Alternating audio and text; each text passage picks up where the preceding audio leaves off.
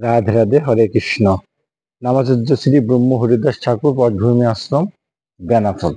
বেনাপোল থেকে bus stand ঢুকলে যে কেউ বললে হবে 5-10 মিনিটের মধ্যে পৌঁছে দিবে। আর সামনে ঢুকার পরেই ফার্স্টে দেখবেন যে এইটা হচ্ছে অদ্বৈত মহাপ্রভু। এই জায়গা হচ্ছে ওনার একটা গাছ, লাঠি রেখে গেছিল, এখানে অনুযায়ী হচ্ছে এখানে একটা গাছ হয়েছে তমাল বৃক্ষ, এটা অনেক আগে। ঠিক আছে, হরে কৃষ্ণ হরে কৃষ্ণ কৃষ্ণ কৃষ্ণ হরে হরে, হরে রাম হরে রাম রাম রাম হরে। এই হচ্ছে স্মৃতি মহাপ্রভুর পাদকার চিহ্ন। মহাপ্রভু এই জায়গায় এসেছিল এমন। এই পুরা ভবনটাই হচ্ছে গেস্টরা থাকতে পারে, হ্যাঁ। নিত্যানন্দ নিবাস, এই পুরা গেস্টের জন্য থাকতে পারে। 200 টাকা বা একটু বেশি নিবে এরা, এরকম।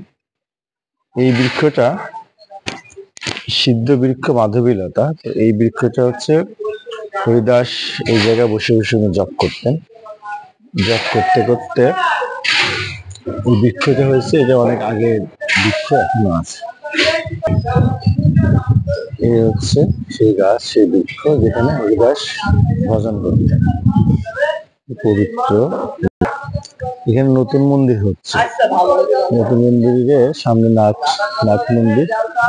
এইটা একটা সুন্দর মন্দির হচ্ছে, দেখা যাবে এটা কার মন্দির, অনেক সুন্দর মন্দিরের কাছে। এখানে পুরা আরেকটা মিউজিয়াম টাইপের অনেকে থাকে।